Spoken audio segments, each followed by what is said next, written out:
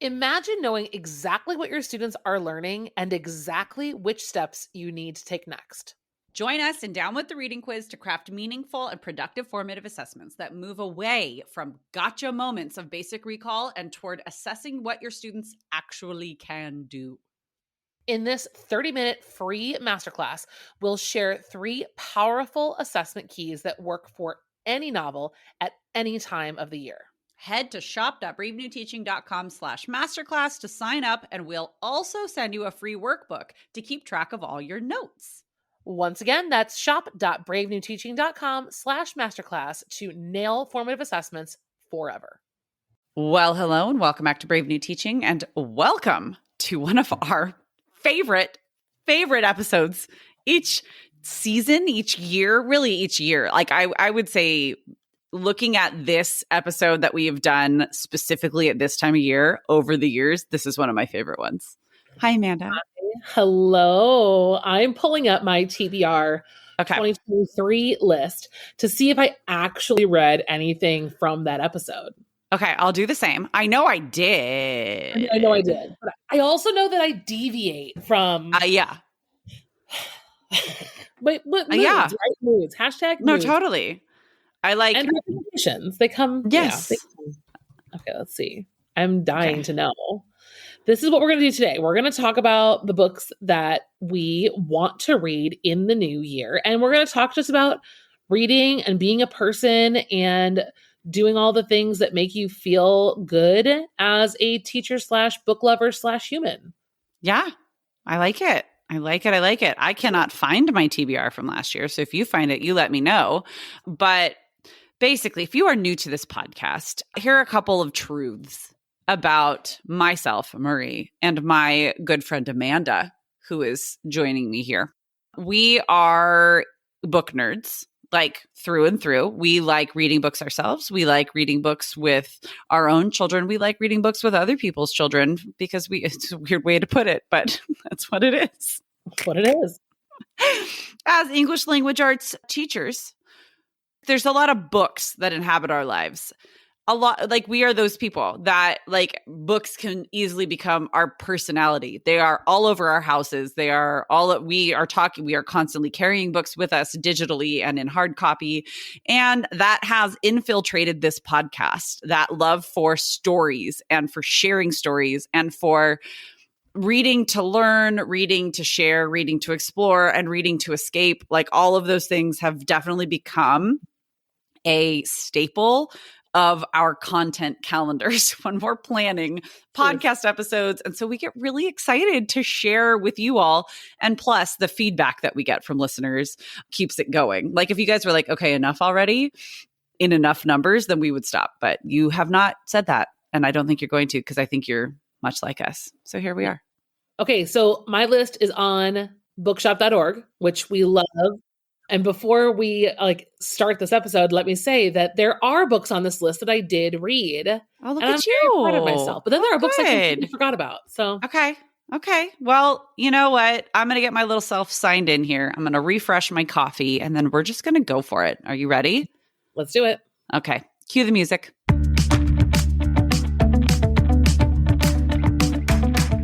You're listening to Brave New Teaching, and we are so much more than a podcast. We give teachers the inspiration, support, and tools to challenge the status quo. I'm Amanda, and I'm a former English teacher from Illinois. And I'm Marie, and I'm a teacher from Southern California. Join us at bravenewteaching.com to find out more about our courses, festivals, and get every episode's show notes. We're so glad you're here. Enjoy the show.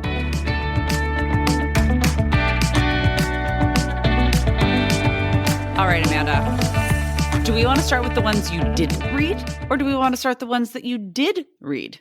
I almost want to start with the ones that you didn't read, like your discards. Well, they weren't even discards. I think I just forgot about this list. Right. I didn't forget about the list. I have a lot of these on my bookshelf. I just didn't get to. So, okay, I haven't gotten to, and I need to get to Tomorrow and Tomorrow and Tomorrow by Gabrielle. You do. I read another one of hers. I read The Storied Life of A.J. Furkey, and I loved it. But I feel like Tomorrow times 3, I wonder if it just kind of got lost in like a holds situation. Yeah, I don't know. Maybe. Tomorrow and Tomorrow and Tomorrow. I need to get that Okay. read. I really want to. And then another one on here that it did not get to. Where are you? Oh, I had Mad Honey on here. Oh, yes. And so I have that. I would very much like to read Mad Honey.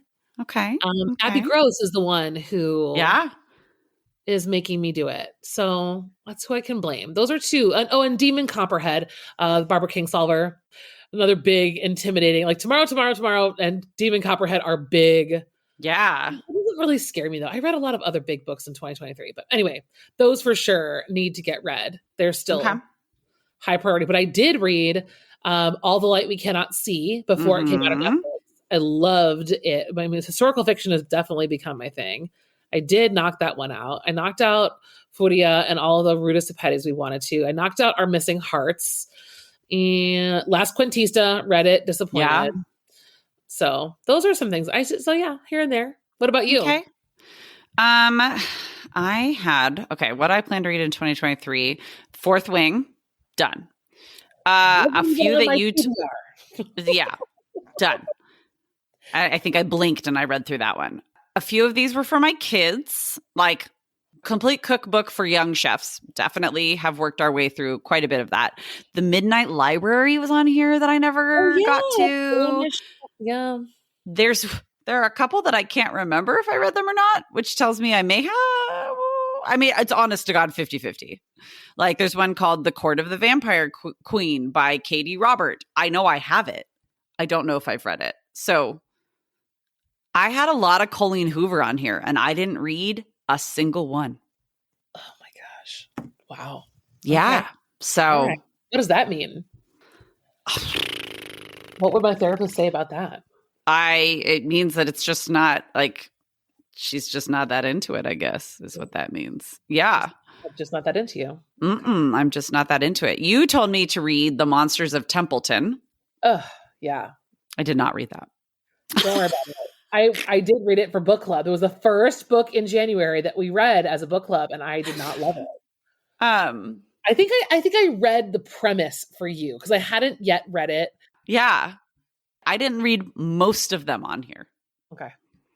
So that's I don't even feel bad. Like it's just what it is. I just didn't. Well, what about this year? What 2024? Okay. What are some of the reads that you definitely want to Some of the reads hit that I definitely want to hit. A couple of that. Well, so I have 3 books in front of me right now because I wanted to try to like temper myself. So I'll talk about like one right now, okay? And then I will yield the floor. All right? Fair enough. I have been on a rampage going through my house and trying to declutter for various reasons. But like a lot of it is because I just there are people in the world who can use some of the things and stuff was starting to rule my life and it doesn't need to. And so in doing such, I have been organizing books and I found these books that I'm like, I remember buying this. I remember being really excited to read it. And then it just never happened. One of those books is The Poppy War by R.F. Kuang. And it's fantasy. Yellowface. I think she wrote Yellowface. Okay. It's supposed to be like so good, kind of dark, like definitely one that I would want to recommend for my students, but can't from everything I've read about it because it's got some pretty graphic scenes if it's the same book that I'm thinking of. I mean, like if this isn't right up my alley, I don't know what is. It's inside the cover. The flap says, "She is a peasant. She is a student. She is a soldier. She is a goddess." Okay. All right. Okay. That you had me at hello.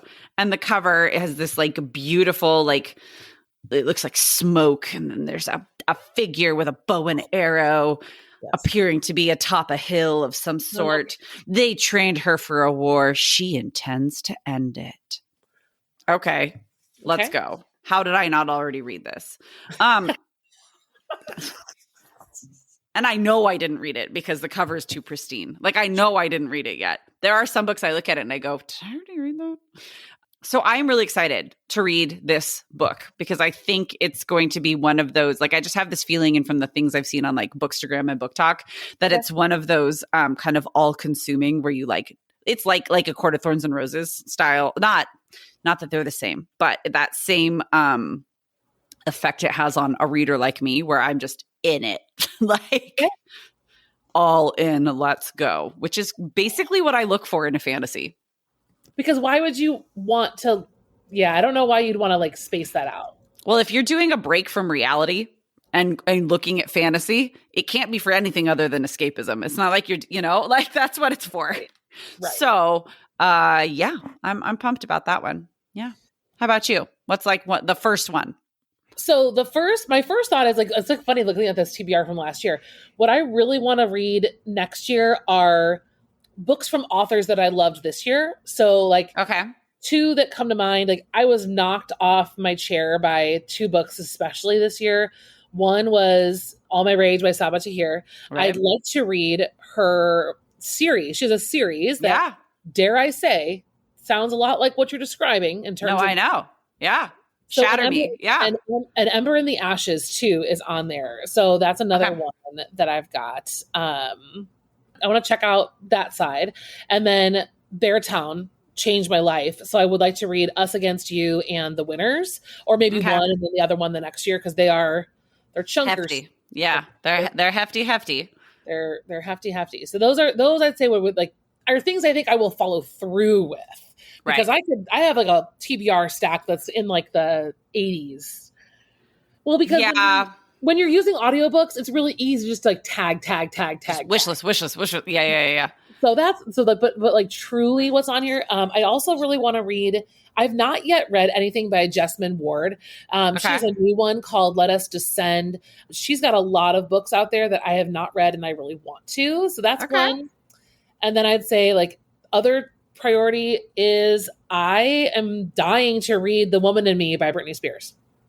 I don't know if I can do it. I don't know if I can do it either. I think it's going to be, I kind of have it all about this, but I mean, I'm on the wait list for the Libby copy, but I don't know. I have such interesting thoughts. And this is what we're talking about. I wanted to talk about from the other episode about witches. Just, I'm very interested in pursuing texts and books that have like center women and the ways in which they're vilified for things that are greatly out of their control, and just how, I don't know, for as far we've come, how far we actually haven't. And from what I've heard about her story and what I've heard about this book is that it's a lot about her trying to cope with being in the public eye and all of the things. And I'm very interested. Well, I love a memoir. So I'm interested to see what it's like. I feel like it's going to be a really painful read. I'm going to let you pilot that and then tell me if I'm in the right emotional state to read it. Yeah, I don't know.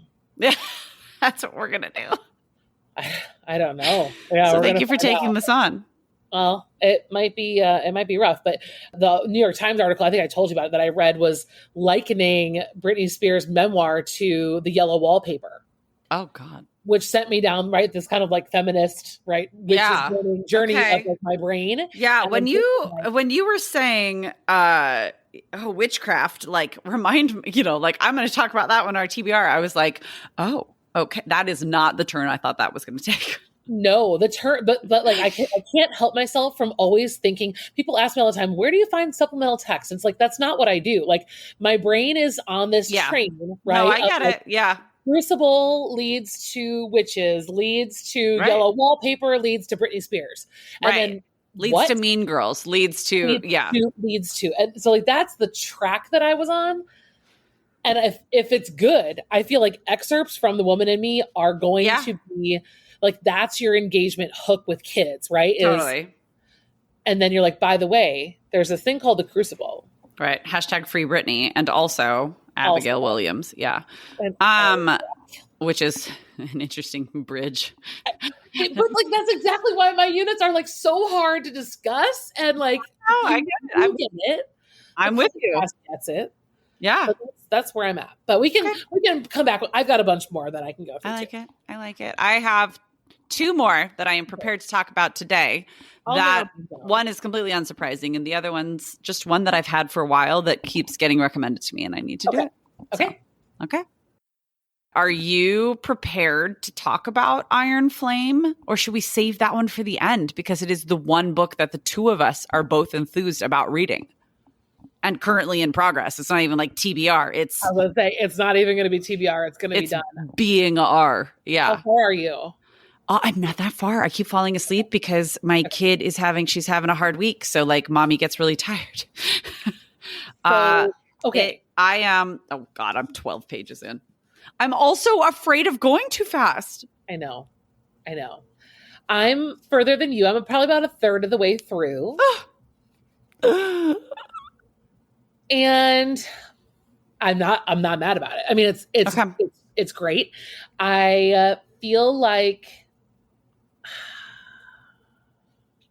there's always that hard part about it not being the first, like you're revisiting places you're already familiar with, and like that's fine. And I know she's got to, like we got to do that.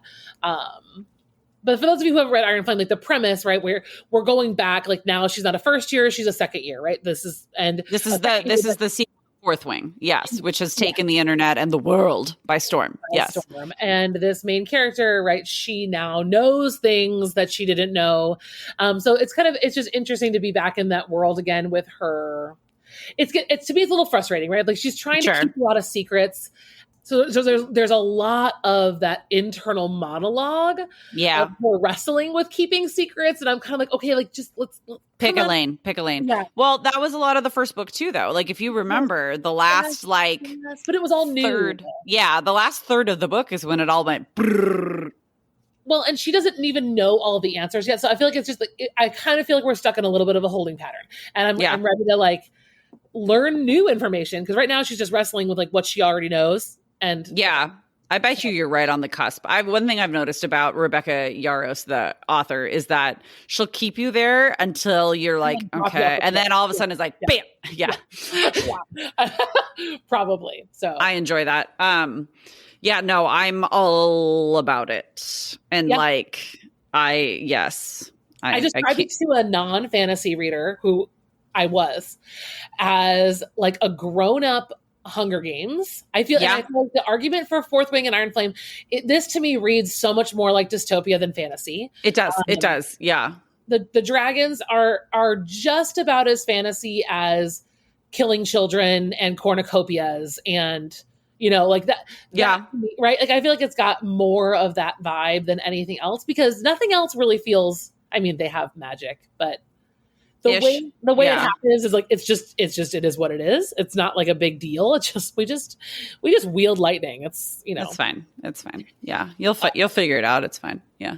So it's good. And the steam is pretty good. The spice is delicious. Yeah. I'm just saying. It is. It's good. It's a good little sprinkle of spice. Yeah. Mm-hmm. I still don't think it belongs on a YA shelf. Like, and I'm not like that conservative about that, but like, it's because you and I think about it from a classroom. We think of young adult as 15-year-olds, not 22-year-olds. Yes. I mean, my kids can read whatever they want, but I feel like I would feel awkward. Like I felt awkward when kids would recommend Colleen Hoover to me. I'm like, okay, when I have students, I have one student in particular, and she I had to tell her one day, like, honey, you actually have to stop reading this series because it is going to warp your understanding of relationship, like physical intimacy. You have to stop.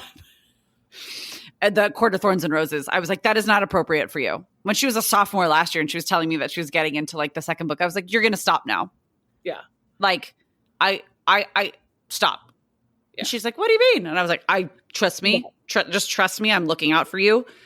Not now. Not appropriate. Thank you so much. It's not the time. No, not the time. But it is for me, as a grown-ass woman. I'm fine. In her other side of 30. Shut up. Actually, I don't care. Yes. It's all good.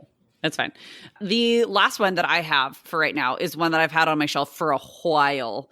I love Book of the Month. I kind of come in and out of my Book of the Month subscription, just depending on like where I'm at. And I have one called Romantic Comedy by Curtis Sittenfeld. And I've had a couple of friends read it, one of whom she and I generally will align on realistic fiction pretty well, like we like the same ones. She's also not a fantasy reader, but like when I do read realistic fiction, I prefer Dos Equis, right? Like this is where I'm at. And this wasn't that long ago. It's April of 2023. So it's not that long that it's been sitting on my shelf, but it's cute. It reminds me of parts of 30 Rock in like the Tina Fey aspect of it, because it's about a female comedy writer on like a Saturday Night Live show. Basically, it's like that. Plus, have you watched on HBO The Sex Lives of College Girls? No. Is that what it's called, though? Maybe. One of the characters is an aspiring comedy writer. And so, like, some of the, like, things that her character arc and her story go through, like, so I guess it's kind of into your, like, feminism piece, right? Yeah. Of, like, females in comedy. And right now, I'm finding myself in like vulnerable moment in my own school, working with a theater department with an improv team who have some interesting, I think just some of our kids, especially some of the kids who graduated in the last couple of years, instilled an idea that it's harder for girls to be funny, which is pretty, it's an overdone trope here, okay, in life. And so that I kind of come at this with that lens of everybody can be funny. Agreed. Yeah. So I'm liking it. I've only read a little bit of it, and then I paused for a bit because I was like putting on plays. Like I'm literally like 50 pages in, but it's cute and smart and funny. Okay. And that's what I'm looking for. Smart and cute and funny. Yeah. Sure. I don't think I'm going to get to it in the next few days because I have to finish Iron Flame. So this will be truly in 2024, but there you go. Okay, so speaking of smart and cute and funny, I've got some depressing ones to share. Oh, I'm so excited. These are my TBR, okay? I will... Yeah, I'm not judging it at all. Okay, so I have a couple that are like popular that like I've heard them swirling around. So Amelia Hart's Wayward. Have you seen stuff about this? You know I haven't. Let's just assume I haven't. Yep. A spellbinding story about what may transpire when the natural world collides with the legacy of witchcraft. Okay, wait a minute. Sorry, say it again. Yeah. I wasn't listening to you. Wayward. Weyward. Okay. Weyward. Narrators I have not seen this. Helen and Nell Barlow are a magical, moving trio. Their emotional and expressive performance of the parallel narratives ranges from touching and timid to tense and twisting, from the Library Journal. Okay. This has been circulating quite a bit. It looks like it circulates between 3 time periods. So there's 2019, 1619, and 1942, which like that covers for me, right? Like I've got my historical fiction, my women, multiple narrators, crazy structure timeline. But then there's witches. So like, I'm into this possibility. I am on a wait list for it. Okay. So there's that. Similar to Wayward, I've got on my list What the River Knows by Isabel Ibanez. And I follow her on Instagram. She is a really cool person to follow, like her writing journey. But this one is Bolivian Argentine Ines Oliveira belongs to the glittering upper society of 19th century Buenos Aires. And like the rest of the world, the town is steeped in old world magic that's been largely left behind or forgotten. Ines has everything a girl might want except for the one thing she yearns for the most, her globe-trotting parents who frequently leave her behind. When she receives word of their tragic deaths, Inez inherits their massive fortune and a mysterious guardian, an archaeologist in partnership with his Egyptian brother-in-law. Yearning for answers, Inez sails to Cairo, bringing her sketch pads and an ancient golden ring her father sent to her for safekeeping before he died. But upon her arrival, the old world magic tethered to the ring pulls her down a path where she soon discovers there's more to her parents' disappearance than what her guardian led her to believe. Okay, so wait. How are the two things that you have just said completely perfect for my team? This has never happened to us before. Never. Like, stop the podcast. Then why did you say they were all sad and dark? Well, I feel like, they're going to be. There's more. Way to bury the lead. Sorry, it is buried. It says The Mummy Meets Death on the Nile. Oh my gosh, that's so fun. I know, it is so fun. Okay. All right. I feel like it could be a little bit. I feel like Wayward's going to be depressing. I don't think so, because when I looked it up, it came suggested with one of my favorite books from this past year, the Irregular Society. Wait, the very what is it? The Very Secret Society of Irregular Witches was like one of the suggestions. Okay, all right. So yeah, I need to get my little self to the library. I can't afford this. I will read The Covenant of Water. It is a 31-hour audiobook. So brace yourselves. Okay. It's in my holds.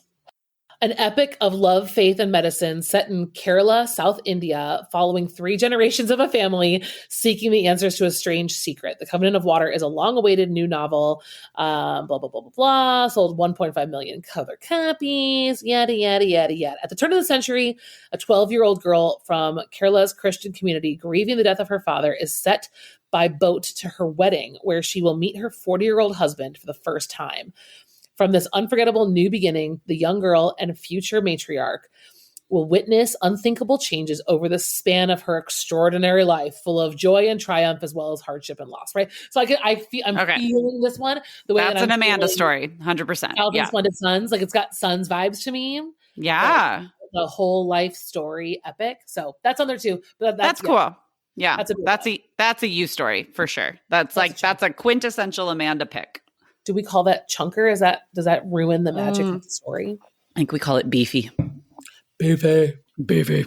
All right, friends. Yeah, we could keep going forever. So I know we could, but we want to just get you started. Yeah. Sorry, I just talked right over you the whole time. No, I was just saying more episodes. Let's go. Yeah, absolutely. And we want to hear from you all about what some of your TBRs are. So like if you head to bravenewteaching.com, there's a link to leave us a voicemail. Or if you just want to like send us, a little screenshot DM situation on Instagram, let us know what you're going to be reading so that we can start posting it all over the place, because sharing is caring and all that jazz. Chicago. Yeah. And make sure you check out what's happening with the BNT Book Awards, because it's fun. It's like real fun. Yeah. If you missed that episode, don't miss it.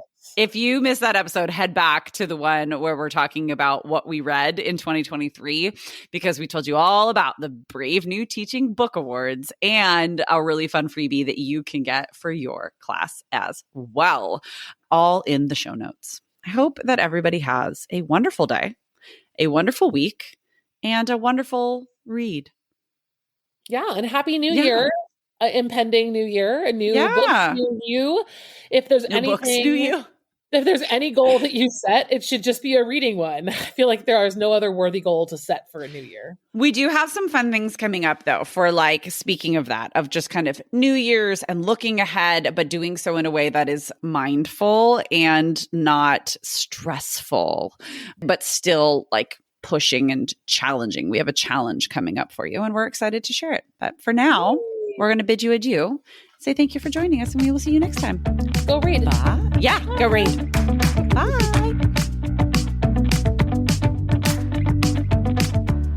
Thanks again for listening to Brave New Teaching. We'd love to keep the conversation going over on Instagram. And while you're there, check out the links in our bio for the most up-to-date events going on in the Brave New Teaching community. Thanks for being here, and have a great week at school.